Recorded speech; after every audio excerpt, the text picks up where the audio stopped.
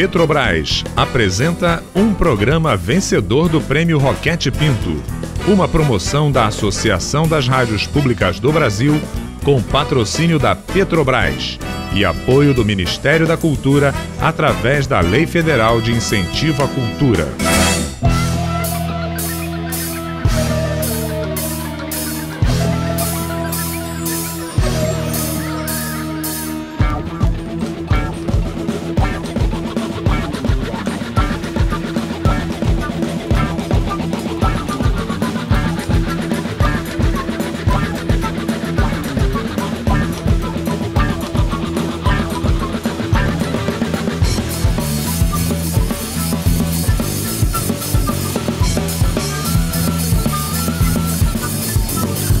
Boca dos avós, a voz dos desmedidos, os ditos e os ritos, os gritos e os mitos, do Piniquim Machacali, Pataxó do Pinambá, Jejinago, Bando Hausa!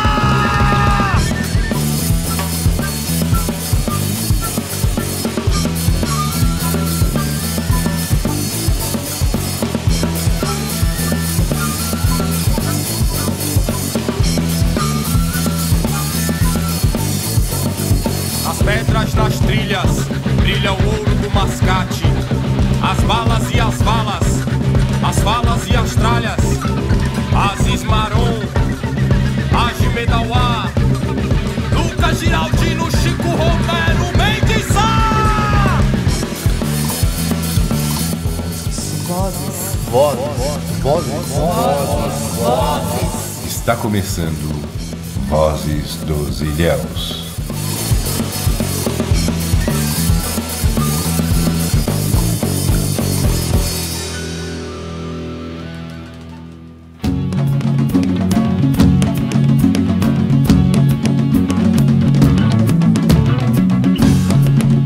Saudações, ouvintes! Voltamos com o nosso programa Vozes dos Ilhéus. E nesse episódio falaremos sobre um grande momento da nossa história local, a revolta do Engenho de Santana. Muito mais do que uma rebelião de escravos, a revolta do Engenho de Santana marca um episódio importante na história dos negros no Brasil. Batuque, abracabaque, Biriba fechando roda, nas linhas do horizonte, as voltas que o mundo dá.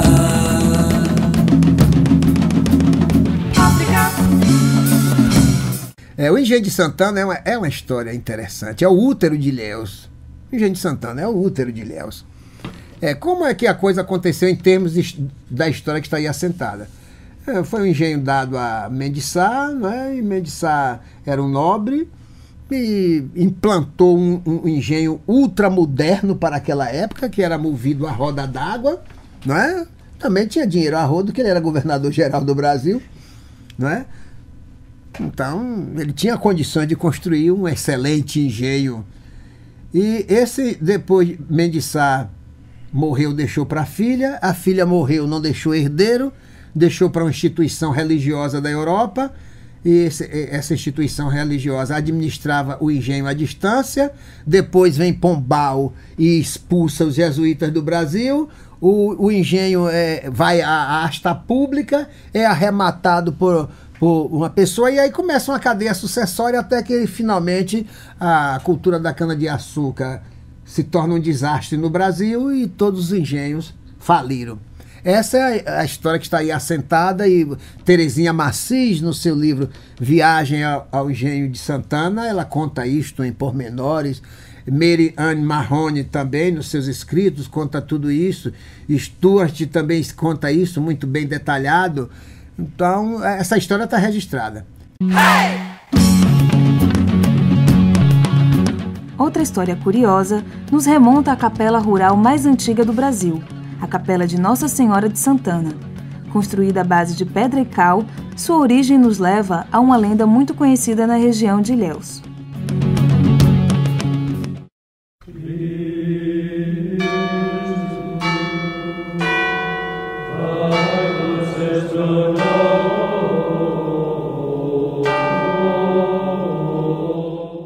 Por volta de 1547, jesuítas de Lisboa chegaram à capitania de São Jorge dos Ilhéus.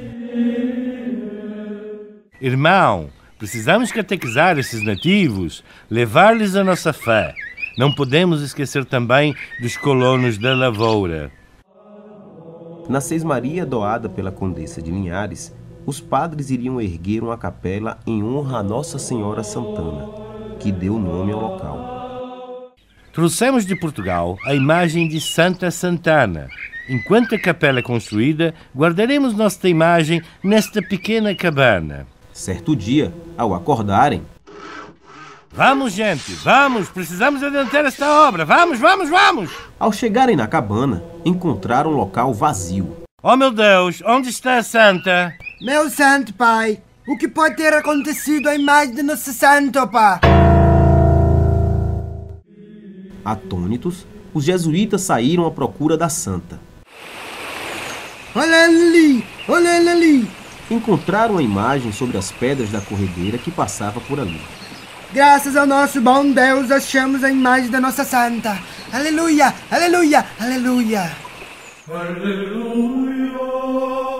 Impressionados, levaram-na de volta à cabana improvisada. Isso só pode ser obra de Deus, um sinal divino para nós. Concorda, irmão? Pois. E graças a esse sinal divino, bem que poderíamos transferir a construção da capela para o local onde a santa foi encontrada. Boa ideia! Não podemos deixar de acatar a vontade do nosso Senhor. Se o nosso bom Deus quer, que assim seja. Assim, a capela de Nossa Senhora Santana foi construída ao lado da cachoeira onde a imagem aparecia. Neste local, existem marcas nas pedras que os fiéis consideram ser dos pés da santa.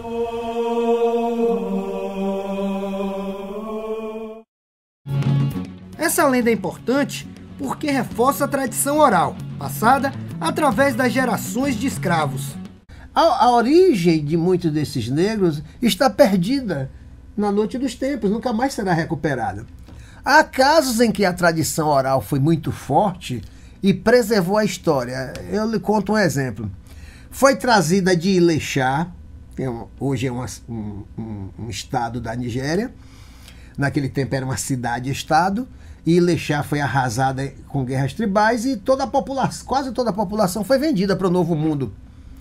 No meio dessa população vendida para o Novo Mundo, isso nos começos do século XIX, veio uma negra para o engenho de Santana. Em Ilechá ela era sacerdotisa de Oxum, consequentemente conselheira do rei, era uma pessoa de grande proeminência na sociedade dela. Ela foi transformada em escrava ali no engenho de Santana e ela, nesse engenho, ela teve uma filha com um negro de Angola. Essa filha se chamou Maria Figueiredo. Maria Figueiredo já nasceu no tempo da liberdade e mais tarde ela se casou com um homem vindo de Nazaré das Farinhas, chamado Antônio do Carmo, porque naquela época, a fama já corria a fama de Ilhéus, que era a terra que manava ouro no meio da rua, se juntava dinheiro a rodo, era a fama do cacau. Então essa família Carmo veio para aqui, para Ilhéus, para enriquecer, fazer a vida. 2 irmãos, Elpídio e Antônio. Elpídio era um capoeirista famoso e Antônio do Carmo não se metia em roda de capoeira, mas era uma pessoa de terreiro de candomblé. E esse Antônio do Carmo termina casando com Maria Figueiredo, que era filha dessa escrava chamada Inês Mejigã. E esse casal teve 6 filhos. Entre esses filhos, houve um chamado Ulisses. Ulisses se casou com Hermosa, ambos tiveram 23 filhos. Entre esses filhos tinha uma filha chamada Maria do Carmo, que era minha mãe. Então eu sou descendente de Mejigã em 5ª geração. Por que é que eu sei disso? Porque como eu pertenço à comunidade de terreiro, essa história é contada geração após geração a todas as crianças. Antes da criança ir para a escola, ele já sabe a sua história tribal. Entende? Então eu aos 5 anos já sabia dessa história, porque ela era contada, recontada, repetida, não só por minha mãe, por todas as minhas tias. Eu tinha uma tia ainda do final do século XIX, de uma memória fabulosa, com datas, lugares, personagens, eventos. Ela narrava tudo porque, como as pessoas não liam e nem escreviam, o veículo da comunicação, da perpetuação da história, era a oralidade. E como a história tinha que ser perpetuada para gerações levarem avante, então as crianças ouviam essa história noite e dia sem parar. De forma que a minha cabeça é cheia, a minha memória é cheia dessas histórias e eu posso repeti-las contando assim dias e dias seguidos, né? Agora mesmo estou publicando um livro chamado Mexigã e o Contexto da Escravidão, onde eu retomo essa história dessa escrava Inês Mexigã através das narrativas de minhas tias, que as histórias eram narradas por mulheres. Os homens não narravam. Até a geração da minha mãe, os homens não eram narradores, as mulheres eram narradoras. Depois da minha geração em diante, houve uma mudança. As mulheres deixaram de narrar e os homens assumiram a condição de narradores. Uma coisa interessante, que isso precisa ser pesquisado, por que aconteceu isso, que é uma questão de gênero, não é? Está aí para quem vier depois pesquisar isto. Pois bem, então essa história da origem do negro na região nossa, não é? Muita está perdida. Você está ouvindo Vozes dos Ilhéus, outras histórias do sul da Bahia.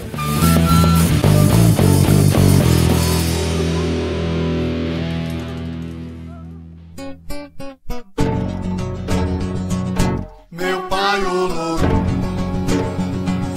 meu pai oloro, meu pai oloro. Os jesuítas permaneceram no engenho por 200 anos. E foi sob o domínio dos padres que o engenho atingiu seu apogeu. Na época, o engenho possuía cerca de 300 escravos.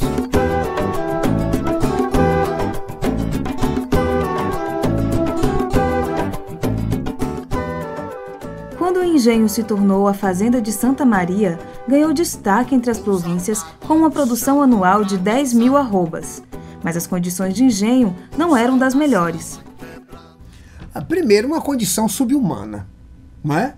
Porque como é que eles eram tratados? Eles eram aprisionados num alojamento chamado senzala, que o feitor ia lá, ao romper do dia, abrir a senzala para eles receberem o alimento. O alimento normalmente era assim, um angu de fubá de milho, não é? Com algum pedaço de alguma coisa, e eles eram conduzidos para as roças, para trabalhar enxada, foice, facão, machado, etc.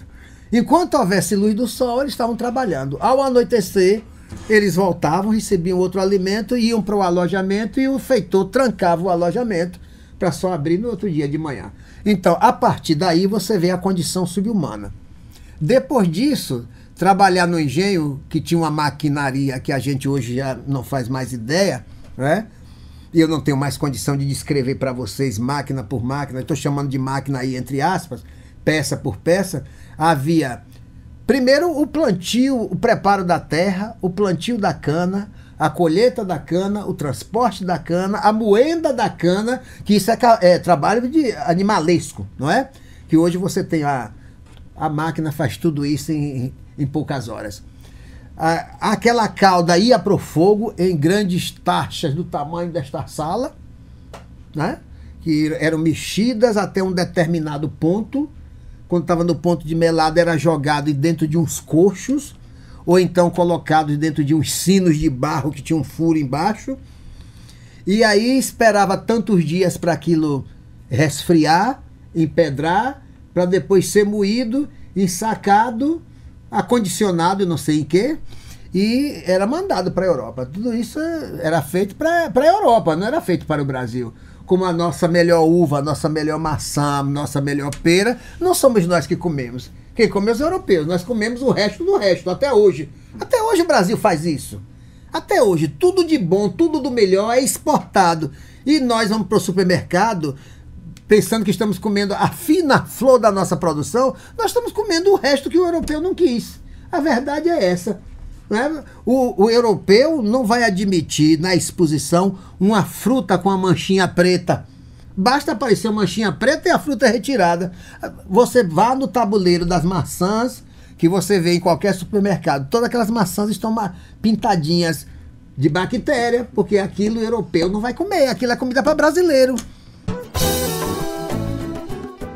Neste período, temos um dos principais capítulos da história da resistência negra na América, iniciada com a revolta de 1789.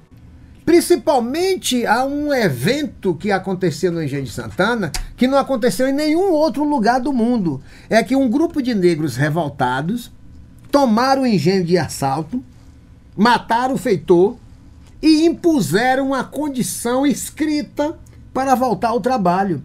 Há um tratado escrito especificando as cláusulas que o senhor tinha que rever o modo de tratar, de distribuir as tarefas. Isso é um documento que é o primeiro documento de relações de trabalho no Brasil, escrito por negros, né? Escrito por negros. Pois bem. Tratado escrito por Gregório Luiz, escravo alfabetizado. Meu senhor, nós queremos paz e não queremos guerra. Se o meu senhor também quiser nossa paz, há de ser nessa conformidade. Em cada semana, nos há de dar os dias de sexta-feira e de sábado para trabalharmos para nós, não tirando um destes dias por causa do dia santo. A maioria, isso eu tenho um historiador, o Stuart Schwartz, né, historiador americano, que fez um trabalho muito interessante, o Segredos Internos, e trabalhou principalmente com documentação do Engenho de Santana, como a gente falou, com esses relatórios e tal. E na contabilidade dos escravos, sempre deu muito mais escravos crioulos do que escravos africanos. Inclusive, nesse documento de 1789, né, em que o escravo faz uma série de reivindicações, tem uma que é o seguinte, que ele fala assim, se precisar colocar negros para mariscar e para pescar, que mande os negros Minas, ou seja, os africanos, ou seja, esse trabalho que eles não queriam fazer. Era um trabalho, vamos dizer assim, mais desonrado, vamos dizer assim. Então que mande os Minas, deixa a gente em paz para a gente plantar as nossas roças.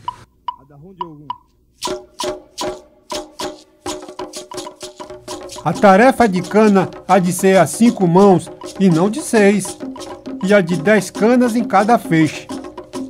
No barco há de pôr 4 varas. Os atuais feitores, nós não os queremos. Faça a eleição de outros com a nossa aprovação. Tratado escrito por Gregório Luiz, escravo alfabetizado. Pois bem, então os brancos usaram de uma estratégia singular, fingiram concordar, os negros voltaram para o trabalho e eles pegaram os negros todos e aí mataram muitos, deportaram outros e a história morreu aí. Mais tarde vai acontecer uma outra revolta muito menor, mas há uma segunda revolta sem tratado escrito. Então é conhecido como o Engenho das Revoltas. Aliás, Kátia Viático Pontes, professora de História da UESC, faz parte do nosso grupo que escreveu o livro Mexigan e o Contexto da Escravidão, onde ela faz ela e o professor Flávio escrevem um capítulo onde tomam essa questão do engenho de revolta para mostrar como essa revolta foi pioneira no mundo, não é no Brasil, é pioneira no mundo.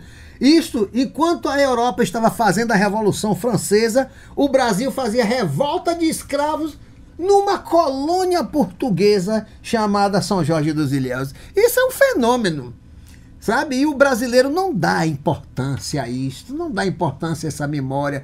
Isto não é contado nas escolas fundamentais. As crianças crescem sem conhecer sua verdadeira história, não é?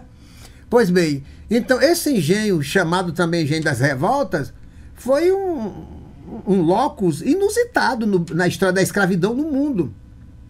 E diziam até, a testemunhos orais, de lembrança, de memória, claro, que as regras do engenho eram um tanto frouxas, sabe como é que é? Havia para aquela época o que nós chamaríamos de uma certa permissividade. Há relatos de padres que tomavam conta do engenho, mandando seus relatórios para Portugal, dizendo que os negros eram preguiçosos, que não gostavam de trabalhar. Repare bem, né? A ótica dele. Os negros eram preguiçosos, não gostavam de trabalhar, faziam um boicote do tipo assim, a mercadoria desaparecia, não sabia que fim a mercadoria levava. Só que todo mundo sabe, todo mundo que é descendente de negros sabe o que é que acontecia com a mercadoria. A mercadoria passava por debaixo da cerca e ia pro quilombo, tá? Porque a minha própria avó, Inês Megigan, que foi dada como morta, ela não morreu no engenho, morreu uma outra Inês. Mas como ela tinha uns amores com o mestre do açúcar, ela estava doente, aí o mestre do açúcar aproveitou e espalhou a notícia que aquela Inês tinha morrido e deu fuga nas caladas da noite. E ela foi viver na Mata do Camacã e viveu até os 115 anos. Você está ouvindo Vozes dos Ilhéus. Outras histórias do sul da Bahia.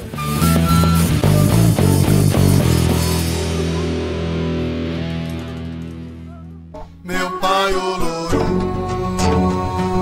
meu pai Oloro. Em 1828, os negros iniciaram outro levante. Antes, chegaram a paralisar as máquinas do engenho em uma espécie de greve, por 2 anos. Muitos escravos fugiram, fundando quilombos na região. Curioso é observarmos que alguns negros da época já sabiam ler e escrever. Apesar de haver a proibição de negros saber ler e escrever, haviam negros que já vinham de África alfabetizados pelo islamismo. Só que eles não revelavam que escreviam, porque senão eles estavam com a vida ameaçada. Olha, eu me lembro que a minha mãe de santo, em pleno século XX, ainda fingia que não sabia ler nem escrever. Que ela era filha de filhos de escravos, né? Uma negra chamada Maria Natividade Conceição, quando eu a conheci, ela já tinha 80 anos. Era tão negra que até a língua era negra e o olho era enferrujado. Então ela dizia que não sabia ler nem escrever. Mas um dia, lá, ela mandou eu pegar algumas coisas na gaveta e mandou pegar um papel. Ela disse, pegue tal papel assim, assim. Peguei, entreguei, ela disse, não é esse não, esse aqui é não sei o que lá. Bom, então eu descobri que ela sabia ler. Eu disse, mãe, e a senhora sabe ler? Psst, isso não se diz a ninguém.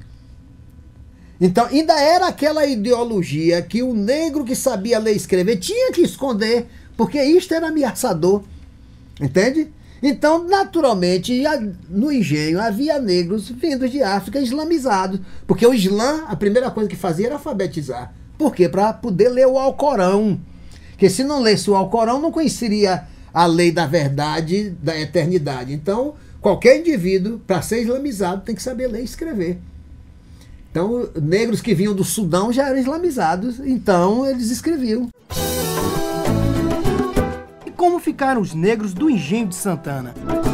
No livro da professora Terezinha Marcis, Viagem ao Engenho de Santana, há uma passagem que ela diz que não se sabe que fim levaram os descendentes dos escravos do Engenho de Santana. Quando eu peguei no livro dela aqui, li, eu disse, gente, ela não sabe? Eu sou colega dela e eu sou um descendente? Como é que ela não sabe para onde a gente foi? Para onde é que os meus ancestrais foram? Pegar peso no cais, tomar conta dos edifícios públicos, varrer rua, ser vigilantes, porteiro de escola, roda de samba, de capoeira, terreiro de candomblé, armazém de cacau, ser trabalhador de roça, ser trabalhador de fazenda de cacau. É para onde nós fomos, empregados domésticos para ganhar salário de fome. Então, quando você derramar o seu olhar sobre Ilhéus e que vê a pele queimada, puxada a negro, e dizer, onde está? Onde estão eles? Eles hoje estão até na universidade, como eu estou, né? Que sou descendente de Inês na 5ª geração. Olha onde eu estou aqui, vocês me entrevistando. Porque nós temos resistência. Barraram, mas a gente chegou. Quem não pôde passar pela porta, passou pela janela. Quem não passou pela janela, cavou o buraco e saiu do outro lado. E preenchidos com ideais de resistência e luta, encerramos nosso episódio especial sobre a revolta do Engenho de Santana. O programa Vozes dos Ilhéus tem a grande honra de relatar as particularidades de uma história tão rica e plural. Até a próxima! Os atabaques chamam pra dançar. Usa na sala, quebrando os quebrantos. Axé babá. Participaram deste episódio Marcelo Henrique Dias, Rui Polvas. Locução: Jonathan Sampaio e Kaline Cristina. Locuções extras: Antônio Figueiredo, Jonathan Sampaio, Samuel Tuchê, Osvaldo Filho. Trilha sonora: Banda Manzoá e Banda Viola de Bolso. Roteiro: Everaldo Neto. Repórter: Patrício Teixeira, Carol Souza e Jonathan Sampaio. Produção: Jonathan Sampaio, Carol Souza. Assistentes de produção: Abel Neto, Júlia Guedes, Patrícia Teixeira e Vitor Henrique. Gravação, edição e mixagem: Adi Lúcio, Samuel Tuchê e Jonathan Sampaio. Supervisão: Antônio Figueiredo e Marlúcia Mendes Rocha. Oferendas, peixe na palha, arroz munguzá. E os encantados vibram na floresta. Pedra e areia mudam de lugar. O povo todo se entrega na dança. E o mundo todo tenta acompanhar. Se chama pra lutar, caboclo guerreia, caboclo guerreia, caboclo guerreia.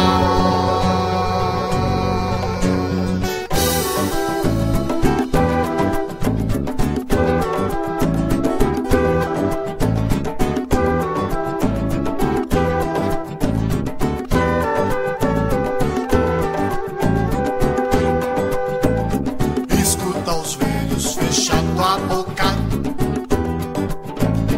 Ouça os sinais de quem cala. Sabedoria, palavra, aliança. Os encantados nos falam. Diversidade, reza e alegria. Nas cores vivas das salas. Mas quando é pra lutar, caboclo guerreia, caboclo guerreia, caboclo guerreia.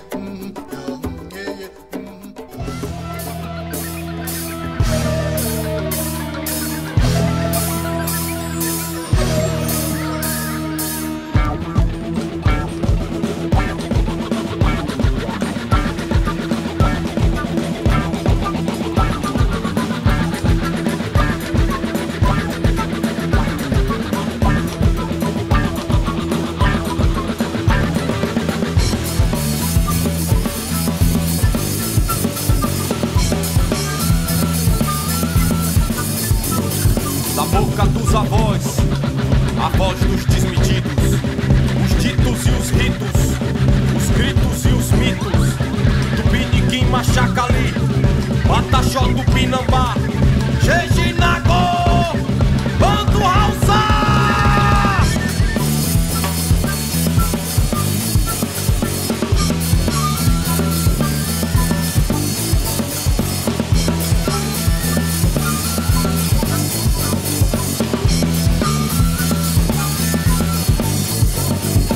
Pedras das trilhas, brilha o ouro do mascate.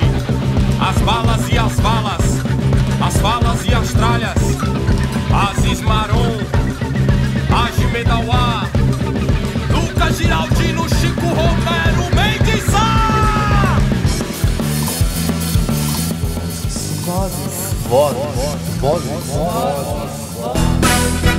Este programa foi um dos vencedores do Prêmio Roquete Pinto.